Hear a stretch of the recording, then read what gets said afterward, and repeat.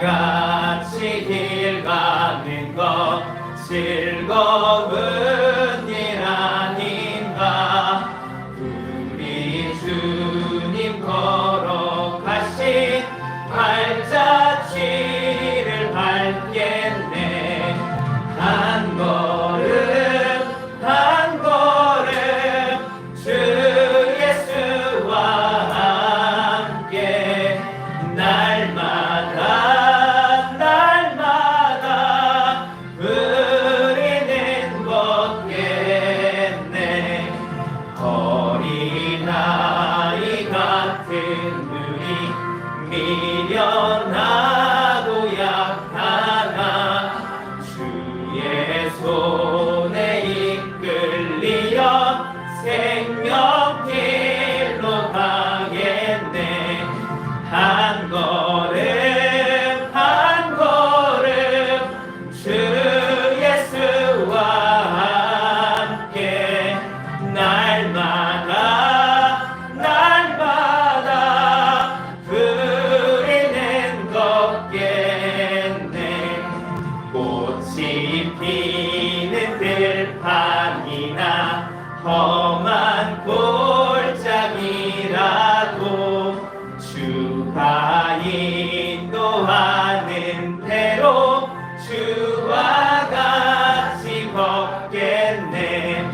한 걸음 한 걸음 주 예수와 함께 날마다 날마다 우리는 걷겠네. 옛날 선지의 녹같이 우리들도 천국에 들려 올라갈 때까지 주와 같이 걷겠네. 한 걸음 한 걸음 주 예수와 함께 날마다 날마다 우리는 걷게. 옛날 선지의 녹같이 마지막으로 옛날 선지의 녹같이 우리들도 천국에 들려 올라갈 때까지 주와 같이 걷겠네.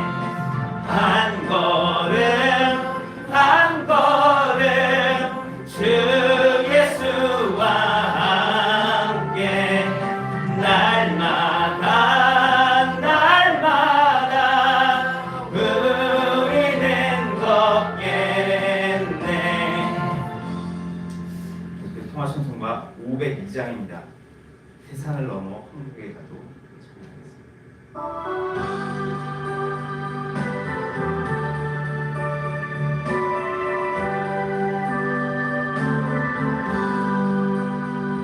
산을 넘어 언곡에 가도 빛 가운데로 걸어가면 주께서 항상 지키시기로 약속한 말씀 변치 않네. 하늘의 영광 하늘의 영광 나의 맘속에 차고도 넘쳐 할렐루야를 힘차게 불러 영원히 주를 찬양하리. 캄캄한 밤에 다닐지라도 주께서 나의 길 되시고 나의 밝은 빛이 되시니 길 잃어버릴 염려 없네.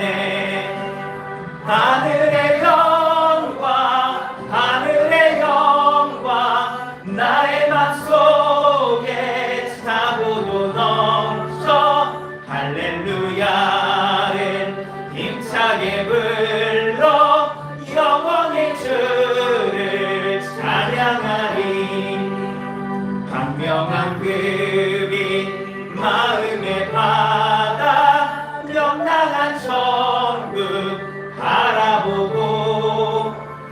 할렐루야를 힘차게 불러 날마다 빛에 걸어가리. 하늘의 영광 하늘의 영광 나의 맘속에 차고도 넘쳐. 할렐루야를 힘차게 불러 영원히 주를 찬양하며 광명한 그빛 마음의 바다 명랑한 천국 바라보고. 할렐루야를 힘차게 불러 날마다 빛에 걸어가리. 하늘의 영광 하늘의 영광 나의 맘속에 차고도 넘쳐.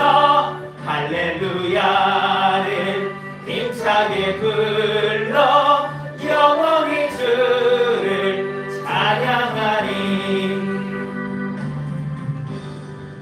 계속해서 복음성가입니다.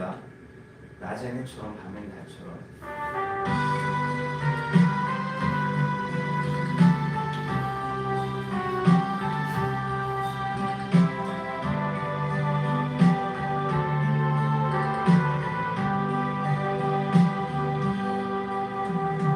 낮엔 해처럼 밤엔 달처럼 그렇게 살 순 없을까. 욕심도 없이 어두운 세상 비추어 온전히 남을 위해 살듯이 나의 일생에 꿈이 있다면 이 땅의 빛과 소금되어 가난한 영혼 지친 영혼을 주님께 인도하고픈데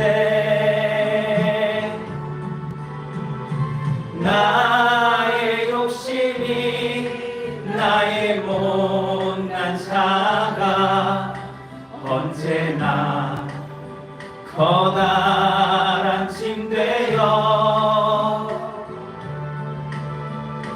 나를 짓눌러 마음을 곤곡해 하니. 예수여 나를 도와주소서.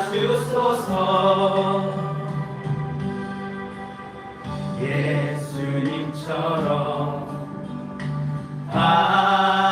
바울처럼 그렇게 살 순 없을까. 남을 위하여 당신들의 온몸을 온전히 버리셨던 것처럼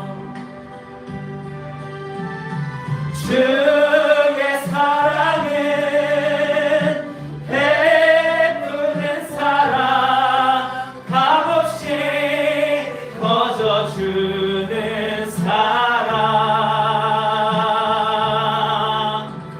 그러나 나는 주는 것보다 받는 것 더욱 좋아하니. 나의 입술은 주님 닮은 듯하나 내 맘은 아직도 주하여 받을 사랑만 계수하고 있으니. 예수여 나를 도와주소서.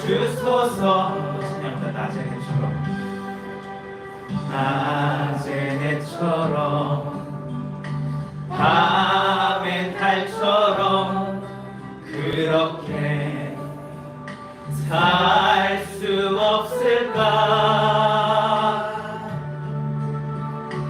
욕심도 없이 어두운 세상 비추어 온전히 남을 위해 살듯이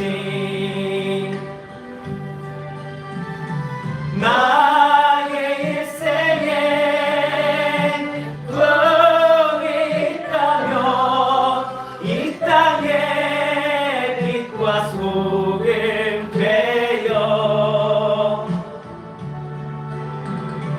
가난한 영혼 지친 영혼을 주님께 인도하고픈데 나의 욕심이 나의 못난 자가 언제나 커다란 짐 되어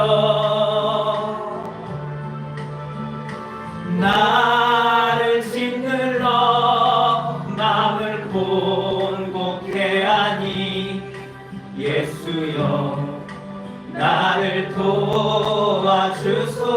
마지막 예수님처럼 바울처럼 그렇게 살 순 없을까? 남을 위하여 당신들의 온몸을 온전히 버리셨던 것처럼 주의 사랑은 베푸는 사랑 값없이 거저주는 사랑 그러나 나는 주는 것보다 받는 것 더욱 좋아하니 나의 입술은 주님 닮은 듯하나 내 맘은 아직도 추하여 받을 사랑만 계수하고 있으니 예수여 나를 도와주소서.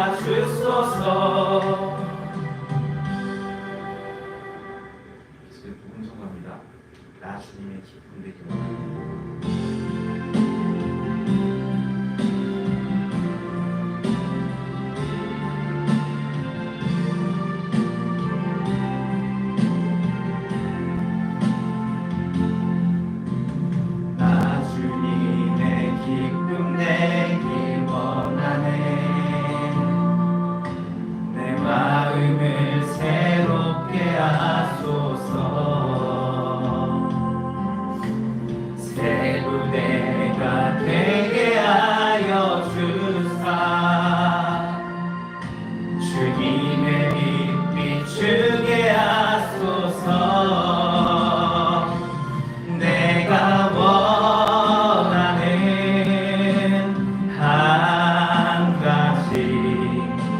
주님의 기쁨이 되는 것 내가 원하는 한 가지 주님의 기쁨이 되는 것 겸손히 내 마음 드립니다. 나의 모든 것 받으소서. 나의 맘 깨끗 씻어주사 주의 길로 행하게 하소서. 내가 원하는 한 가지 주님의 기쁨이 되는 것. 내가 원하는 한 가지 주님의 기쁨이 되는 것. 한 번 더 찬양합니다. 나 주님의 기쁨 되길 원하네. 내 마음을 새롭게 하소서. 새부대가 되게 하여 주사 주님의 빛 비추게 하소서. 내가 원하는 한 가지 주님의 기쁨이 되는 것. 내가 원하는 한 가지 주님의 기쁨이 되는 것. 마지막 겸손히 내 마음 드립니다. 나의 모든 것 받으소서. 나의 맘 깨끗게 씻어주사 주의 길로 행하게 하소서. 내가 원하는 한 가지 주님의 기쁨이 되는 것. 내가 원하는 한 가지 주님의 기쁨이 되는 것. 마지막으로 복음성가 오직 주의 사랑에 매여 찬양하겠습니다.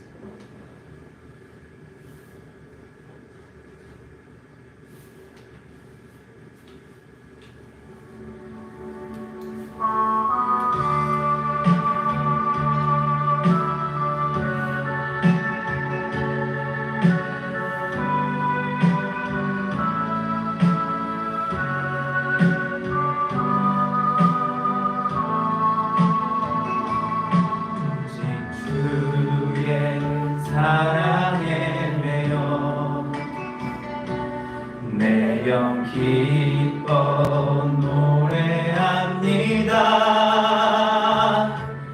이 소망의 언덕 기쁨의 땅에서 주께 사랑 드립니다. 오직 주의 임재 안에 갇혀 내 영 기뻐 찬양합니다. 이 소명의 언덕 거룩한 땅에서 주께 경배드립니다. 주께서 주신 모든 은혜 나는 말할 수 없네. 내 영혼 즐거이 주 따르렵니다. 주께 내 삶 드립니다. 오직 주의 사랑에 매여 내 영 기뻐 노래합니다. 이 소망의 언덕 땅에서 주께 사랑 드립니다. 오직 주의 임재 안에 갇혀 내 영 기뻐 찬양합니다. 이 소명의 언덕 거룩한 땅에서 주께 경배드립니다. 주께서 주신 모든 은혜 나는 말할 수 없네. 내 영혼 즐거이 주 따르렵니다. 주께 내 삶 드립니다. 마지막으로 오직 주의 사랑에 매여 내 영 기뻐 노래합니다. 이 소망의 언덕 기쁨의 땅에서 주께 사랑 드립니다. 오직 주의 임재 안에 갇혀 내 영 기뻐 찬양합니다. 이 소명의 언덕 거룩한 땅에서 주께 경배드립니다. 주께서 주신 모든 은혜 나는 말할 수 없네. 내 영혼 즐거이 주 따르렵니다. 주께 내 삶 드림. 마지막 주께서 주신 모든 은혜 주께서 주신 모든 은혜 나는 말할 수 없네. 내 영혼 즐거이 주 따르렵니다. 주께 내 삶 드립니다.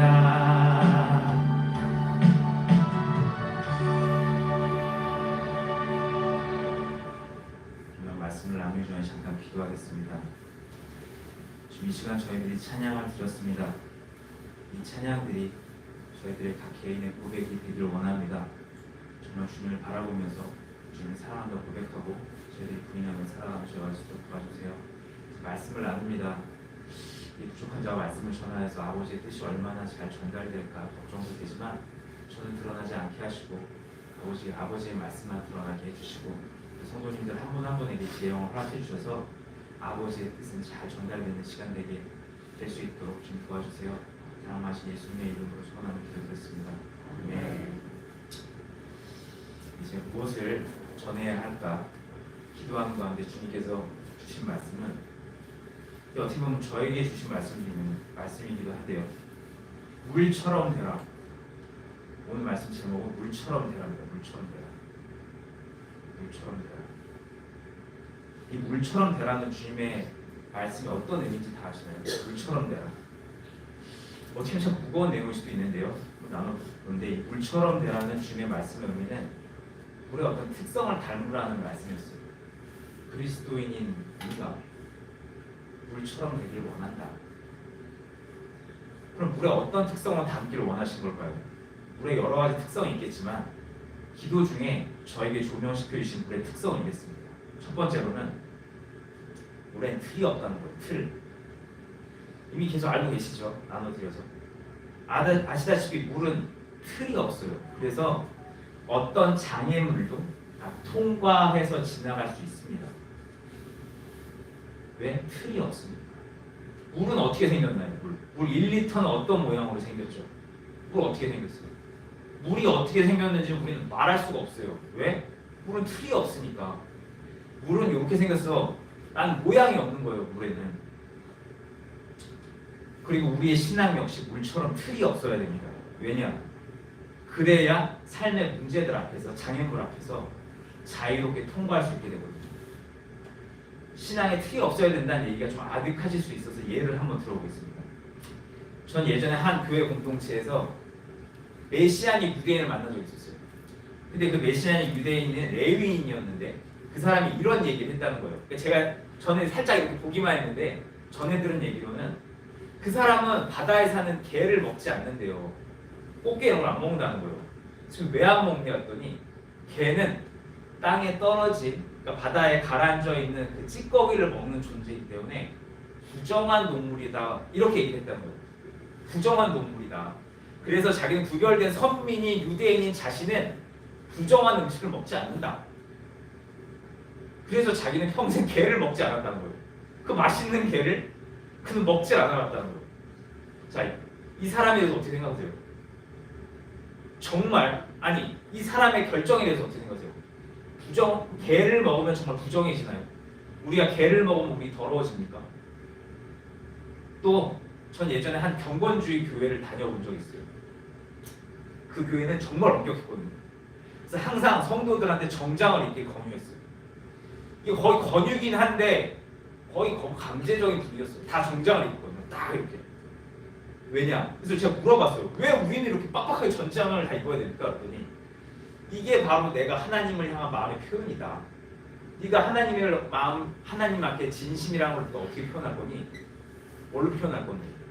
정장으로 표현하는 거라고. 그러면서 창세기 35장에 야곱의 가족들이 주님 앞에 예를 다할 때 새 옷을 입고 옷을 단정히 하고 드렸다는 장면을 딱 예로 들으면서 이거야 바로, 그래서 우리는 정장을 입고 예배를 드리는 거야. 그러니까 너도 항상 바르게 옷을 입고 정장을 입으려, 이런 권면을 했었어요. 생각해볼게요. 만약에 정장을 못 입어, 난 정장이 없어, 잠바를 입고 왔어, 그러면 그 예배는 하나님 앞에서 옳지 못한 예배일까요? 또 마가복음 7장 1절부터 보시면 예수님의 제자들이 음식을 먹는데 그때 거의 바리새인들과 서기관들이 좀 있었나 봐요. 그들이 이렇게 보면서 예수님의 제자들이 예식에 따라 손을 씻는 게 있어요. 이스라엘 사람들이 막 이렇게 물을 이렇게 해가지고 팔대교치로 해가지고 씻는 방식이 있는데 그대로 손을 씻지 않고 음식을 먹는 거예요. 그러니까 바리새인과 서기관들이 묻는 거예요. 아니 왜 당신의 제자들은 하나님의 말씀을 왜 지키지 않습니까? 왜 율법대로 행하지 않습니까?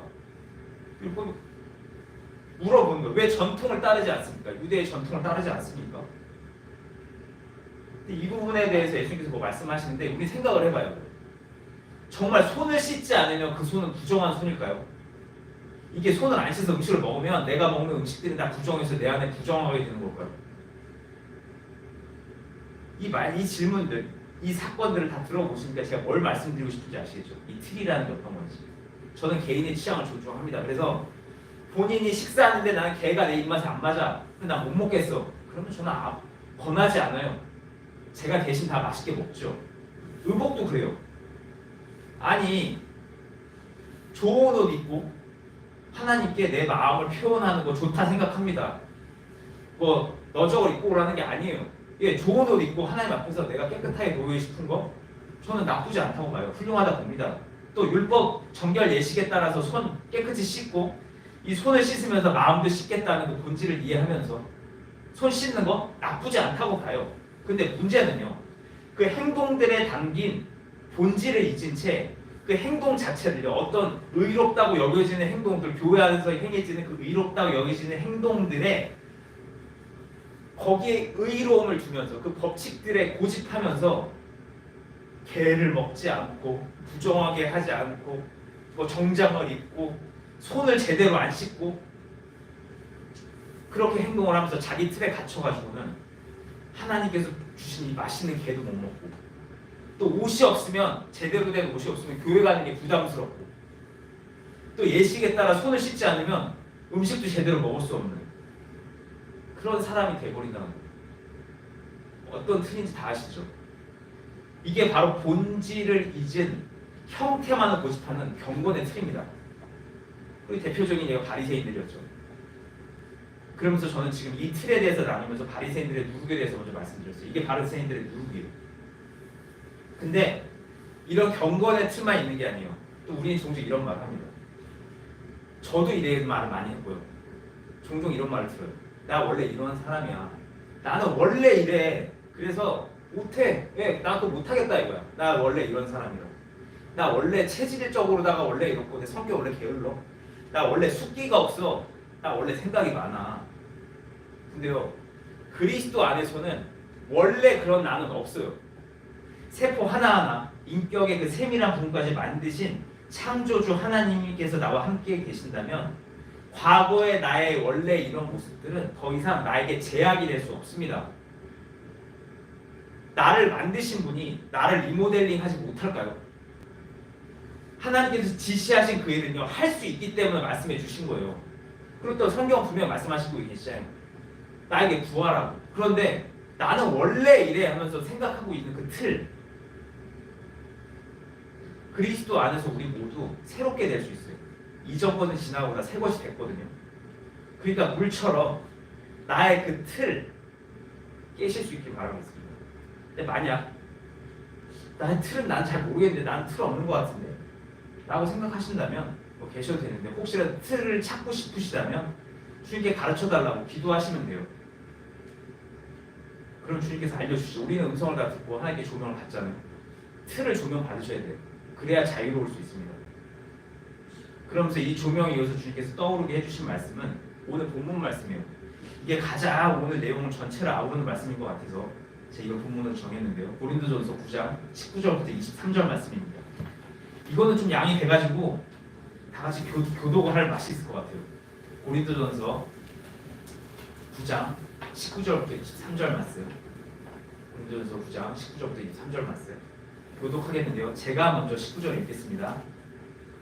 내가 모든 사람에게서 자유로우나 스스로 모든 사람에게 종이 된 것은 더 많은 사람을 얻고자 함이라.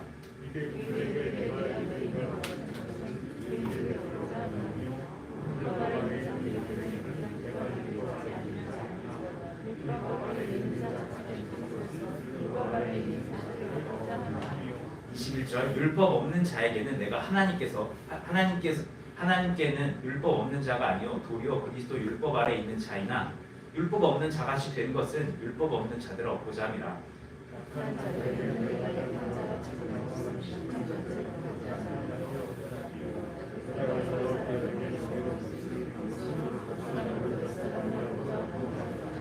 이 3절 다 같이 읽겠습니다. 내가 복음을 위하여 모든 것을 행함은 복음에 참여하고자 함이라. 네, 이 말씀 읽어보시니까 물의 또 하나의 특성을 하나 발견할 수 있습니다. 혹시 먼저 발견하셨나요?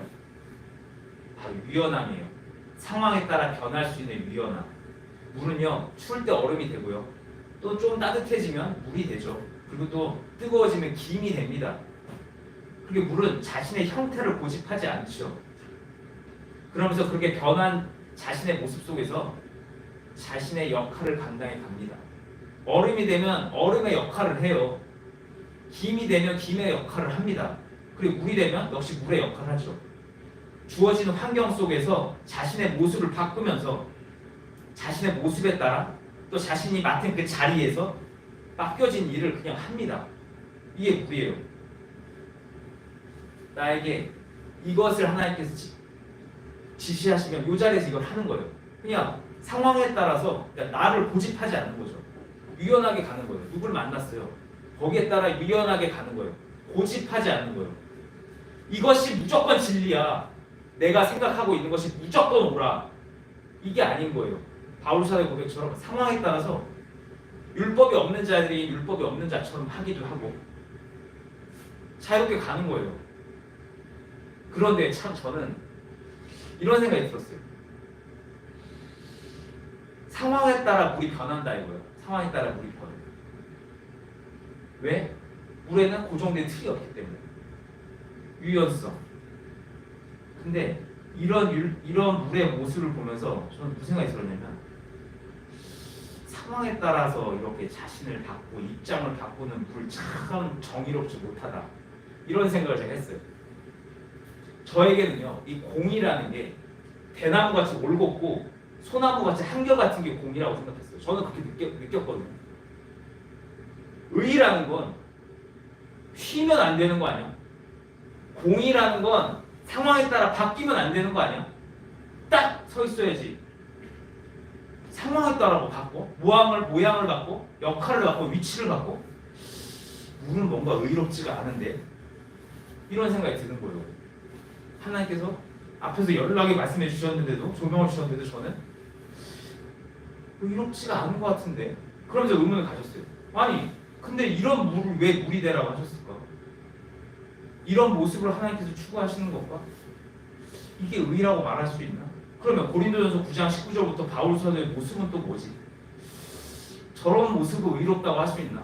아니 공의로운 사람은 딱 이렇게 서 있어야지. 어떻게 저게 상황에 따라서 이렇게 바뀐다고? 이해가 안 가는 거예요.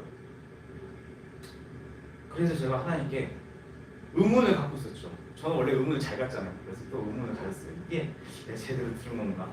이러고 있는 하나님께서 또 하나의 물의 특성을 알려줬어요. 그게 뭐냐? 바로 순종이었어요. 순종. 제가 잠깐 말씀드렸는데, 아까 말씀드리면서 물은 환경 변화라는 자연의 명령에 자신의 모습을 그냥 바꾸면서 순종을 합니다. 우리는 이 물의 모습 속에서 순종을 발견할 수 있었어요. 우리는 분명히 알아야 돼요. 우리 기독교 신앙에 있어서 의로움은요, 고귀하고 꼿꼿한 게 아니에요. 하나님의 뜻에 온전히 순종할 수 있는 게 의로움입니다. 청청해 막 난 같아. 그게 의가 아니에요. 기독교 신앙에서는. 기독교 신앙에선 하나님께서 시키시면 그냥 할 수 있는 게 의인 거예요. 예수님을 기억해 보시기 바랍니다. 예수님 꼿꼿하셨나요? 예수님이 학 같으셨어요. 그분의 거룩에 모서리가 없었어요. 그분 뾰족하지 않았다고요. 그분께서는 세리와 죄인들과 함께 식사하셨어요. 병든 자, 유대인들 막 병든 자 저주받았어. 그 저주받은 사람들과 같이 식사하셨어요. 경건하게, 하나님의 사랑으로 경건하게 있어야지. 예수님 축제 막 참여하셨어요. 그래서 막 그 사람들이랑 막 즐겁게 지내셨어요. 예수님 꼿꼿하지 않아요. 이렇게 어깨에 힘주고 계시지 않고 와 대단한 경건에 막 빛이 나는 것 같아, 이러지 않으셨어요. 흠모할 것이 하나도 없다고 하셨거든요. 그런데 그분은 하나님께서 의롭다 하셨어요. 거룩하다 하셨던 거예요. 왜? 온전히 순종하셨기 때문에. 다시 강조드리지만 하나님 나라에 있어서 의로움의 기준은 하나님의 뜻에 있어요. 내가 봤을 때 와 저 사람 바른 것 같아, 이게 의로움의 기준이 아니라 하나님의 뜻에 따를 때 의로운 거예요. 왜? 공의가 바로 그분의 품성이기 때문에 그래요. 그래서 그분의 일하심은 다 공의로워요. 왜? 그분의 품성이 공의라. 그분은 자기 품성대로 행동하세요. 당신의 품성대로. 그럼 그게 의로운 거예요. 그래서 그분의 일하심은 항상 그래서 의로워요. 그렇기 때문에 우리는 우리가 보기에 판단해서 꼿꼿하다, 고귀하다, 이게 의로움이 아니라 그분의 삶 뜻에 순종하는 게 의로움이라는 거 꼭 기억하시길 바라겠습니다. 그리고 이 사실을 조명받고 나자 전 또 알게 됐어요. 제가 공의에 대한 저만의 또 틀이 있다는 걸 알게 됐죠. 또 이게 틀인 거예요. 제 생각. 공의는 이래야 된다는 고정관념, 신앙인은 이래야 된다는 고정관념, 성경에 근거도 하지 않고 그냥 내 판단에, 내가 갖고 있는 일반적 도덕적 판단에 신앙인이 이래야 돼, 하나님을 만난 사람이라면 적어도 이런 모습은 보여야지 하는 그런 판단.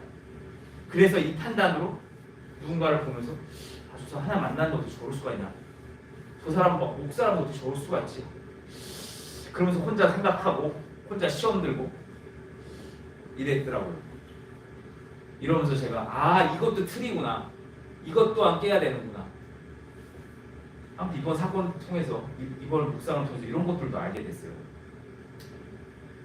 그리고 사실은요, 제가 물을 보면서 상황에 따라 변하는 기회주의자처럼 여겼지만 사실 물은 변하지도 않았어요. 이게 물은 변했지만 변하지 않았어요. 저는 그저 물의 외적인 모습만 보고 상황에 따라서 바뀐 그의 모습만 보면서 외적인 모습만 보면서 그 물을 판단했었어요. 사실 물은 하나도 안 변했는데 이게 또 무슨 소리가 싶으신데 이거는 저 뒤에 설명을 드릴게요. 계속해서 어쨌든 물은 의로워요. 왜? 순종하기 때문에. 그리고 이런 순종하는 물에 또 하나 특성이 있어요.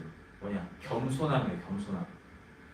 자, 물은요 순리에 따라서 높은 곳에서 낮은 곳으로 낮아지라 명령하실 때 거스리지 않고 명령에 순종합니다. 더 낮아지라는 주님의 명령에 이유를 달지 않고 내려갈 수 있는 데까지 내려가요. 왜? 물은 자신의 위치를 알기 때문에 그래요. 물은 피조물이죠. 피조물은 창조주가 시키면 시킨 대로 할 수 있어야 돼요. 그게 바로 자신의 위치를 아는 거예요. 근데 물은 그런 자신의 위치를 잘 알아요. 그래서 낮아지라는 주님의 명령에 물은 그냥 순종을 합니다. 중력을 거스르지 않아요. 그래서 물은 겸손해요. 우린 기억해야 됩니다. 겸손은요.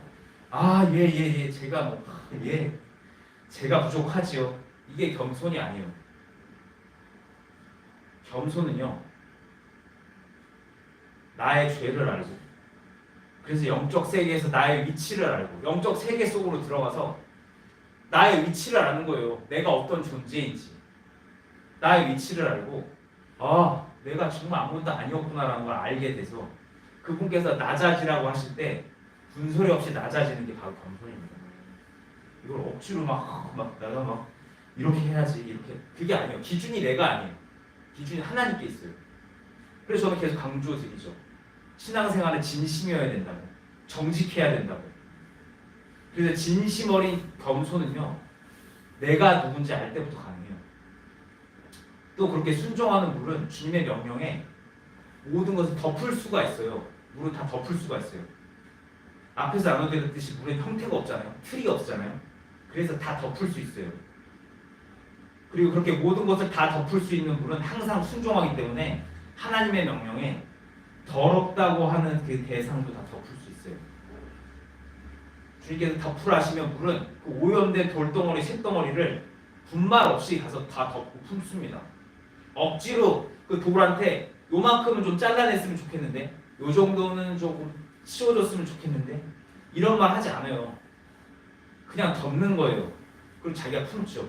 이방인도 세리도 말 안 듣는 누구도 내가 보기에 정말 더러워 보이는 저 사람도 그냥 일단 품는 거예요. 이유가 없어요. 근데요, 그렇게 그들을 다 품은 분은요, 그렇게 순종하면서도 자신을 드러내질 않아요. 내가 이들이 이렇게 다 품고 있다 이런 말 하자고 그냥 고용이 그냥 잠겨 있어요. 자랑하지 않아요. 어차피 하나님 다 알고 계시니까. 내가 이 더러움을 품고 있다는 걸 알고 있으니까. 그러면서 그 더러운 돌과 쇳덩어리를 품으면서 자기가 뿌얘지죠. 자기 뿌얘집니다. 그러면서 얘는 이걸 품고 있어서 물이 더러우라고 생각 안 하죠. 물이 더럽다고 생각하죠. 그런데도 품고 있어요. 그러면서도 내 안에 있는 돌들이 원래 더러워서 내가 이렇게 더러워졌다고 말하지 않아요. 그런데 그 물은요, 그걸 묵묵히 품고 있으면서 하나님께서 주신 은혜로 씻겨 내려가면서 새로워져요. 그걸 품어요. 좀 오염됐어요. 근데 물은 그 돌한테 새로운 걸 무언가를 얻으려고 해서 새로워지는 것이 아니라 하나님께서 위에서부터 흘러내려오시는 그 물을 타고 새로워짐을 겪습니다. 그래서 새로워져요. 이 흐름이 보이세요? 돌한테 쇳덩어리한테 나가 새로워질 수 있게 좀 뭔가를 해라는 게 아니라 나는 그냥 품고 있다가 말 안 듣는 그 사람, 날 힘들게 하는 그 사람 품고 있다가 그들의 그 오염된 거 내가 다 뒤집어 쓰면서도 나는 하나님께로부터 받는 그 공급으로 난 씻어내려서 간다는 거예요. 이게 물이었다는 거예요. 혹시 이 물에 대해서 들으실 때, 물의 이 특성을 들으실 때 혹시 마음에 품고 계시는 그 사람이 떠오르신다면 그 사람을 물처럼 품어보시기 바랍니다. 그리고 그 가운데 기도하시고 찬양해 보시기 바랍니다. 그래서 주님께로부터 받는 위로와 조명 속에서 그로 인해서 지친 나를 매일매일 새롭게 해보시기 바랍니다. 이거 경험해 보셔야 돼요. 새롭게 되는 건요, 누구에게 말한다고 해서 얻어지는 게 아니라 하나님께로부터 공급받아 새로워지는 건데 이거는 경험해 보셔야 알 수 있어요. 앞에서 이렇게 말을 한다고 되는 게 아니에요. 경험해 보시기 바랍니다. 또 물은 그렇게 고요히 명령에 순종하면서도 아모스 5장 24절 말씀처럼 자신이 다 말라 사라지지 않는 한 그 순종을 멈추질 않아요. 제가 빨리 읽어볼게요. 아모스 5장 24절이요. 오직 정의를 물같이 공의를 마르지 않는 강같이 흐르게 할지어다. 이 정도 했으면 많이 했다. 나 이 정도 했으면 충분히 했어. 이제는 그만해도 될 것 같아. 전 그런 생각 종종 했었는데 이 말씀을 보니까 물은 자신이 다 말라서 사라질 때까지는 낮아지는 걸 멈추지 않더라고요. 가던 길을 멈추지 않아요. 순종을 멈추지 않아요. 그러니까 우리도 신앙인으로서 그리스도를 담고자 하는 이 노력을, 성경을 살아내고자 하는 이 노력을 멈춰서는 안 되겠더라고요. 그런데 이 물은 그렇게 형태를 바꾸고 모든, 이게 마지막이에요. 모든 더러움을 품으면서도 아까 말씀드렸듯이 본질을 잃지 않아요. 물은 변할지면 변하지 않는다고 말씀드렸는데요. 이게 무슨 소리인지 설명을 드릴게요. 물은요, 이거 과학적인 얘기인데 물의 입자는 수소 원자 2개와 산소 원자 하나로 이루어져 있어요. 그런데 그럼 얼음은 어떻게 이루어졌냐면 얼음도 똑같이 수소 원자 2개와 산소 원자 하나로 이루어져 있어요. 수증기 날아다니는 기임은 어떤? 똑같아요. 수소 원자 2개와 산소 원자 하나로 이루어져 있어요. 그러면 물이 더럽다. 그 더러운 물에 뭐가 있어? 역시 수소 원자와 산소 원자 하나가 있어요. 그러니까 물은 오염이 되든 형태가 어떻든 이 두 원자를 절대 잃지를 않아요. 무엇과 섞여도 항상 이걸 꼭 품고 있어요. 그래서 그걸 꼭 품고 있기 때문에 물은 어떤 자극이 생기면, 신앙적으로 보면 하나님의 어떤 간섭이 있으면 언제든지 돌아올 수 있어요. 그 기본적인 가장 기초가 되는, 우리 신앙에 있어서 그리스도를 믿는 이 신앙의 기초를 잃지 않고 끝까지 붙잡고 있으면, 그 원자들을 놓치지 않고 있으면, 그럼 물이라는 정체성을 잃지 않고 있으면 우리는 언제든지 돌아올 수 있어요. 뭐 더 찾아보면 더 많은 특성들이 있겠지만 끝도 없어요. 그래서 여기까지만 할게요. 자, 오늘 나눈 말씀을 정리해 보겠습니다. 제가 무엇을 전해야 될까 주님께 기도할 때 주님께서 주신 말씀은 물의 특성을 담기를 원하셨어요. 그래서 저는 오늘 이 시간 성도님께 물의 특성 몇 가지를 나열해 드렸죠. 다 기억나지 않으실 수 있는데 그 중에 3가지만 기억하셨으면 좋겠어요. 하나는 물에는 형태가 없다는 거. 다른 하나는 물은 언제나 순종했다는 거. 마지막 하나는 물은 본질을 놓치지 않고 있다는 거. 물은 이 특성으로 인해서 유연할 수 있고 겸손할 수도 있고 그들을 품을 수도 있고 언제든 자신을 회복할 수 있었죠. 그리고 물의 이런 특성은 우리 그리스도인들이 신앙생활하는 데 있어서 꼭 필요한 모습이라고 생각합니다. 그러니까 오늘 이 나눔을 들으시고, 사실 저도 그래요. 저도 함께 물처럼 물같은 신앙이 되었으면 좋겠어요. 물론 이게 우리 힘만으로 살아낼 수 없습니다. 주님께서 살게 해주셔야 돼요. 왜냐하면요, 오늘 나는 물의 모습이 바로 아가페 사랑의 모습이기 때문에 그래요. 위로는 하나님을 사랑하고 옆으로는 이웃을 사랑하는 아가페 사랑의 모습. 근데 말씀드렸다시피 아가페 사랑은 내가 막 노력한다고 되는 게 아니잖아요. 내 틀을 깨고 그들을 품기 위해서는 사랑할 수 있어야 되잖아요. 그래서 우리는 사랑을 구해야죠. 하지만 우리도 알고 있어야 돼요. 뭘 알고 있어야 되냐면 이 모습이 결국 우리가 가야 될 모습이 하나님께서 원하시는 모습이니까 이 모습을 소망하면서 우리가 기도하면서 동시에 그냥 기도만 하고 있는 게 아니라 믿음의 첫 발을 내릴 수 있는 결단도 필요하다는 거. 행위가 필요하거든요. 행동, 작은 행동이 필요해요. 작은 행동도 필요하니까 오늘 나눔을 들어보시면서 그래, 지팡이를 들어서 지팡이 들을 때 홍해가 갈라지고 요단강에 발을 내디딜 때 요단강 갈라졌으니까 여리고성 도를 때 여리고성 무너졌으니까 해보자, 이런 마음의 결심을 가지시고 기도하시면서 실천해 보시면서 결국 이 물같은 그런 신앙을 소유해 보시길 바라겠습니다. 오늘 나눔은 여기서 마치겠습니다. 도움이 되셨기를 바라면서 기도하겠습니다. 주님, 시간 말씀을 나눴습니다.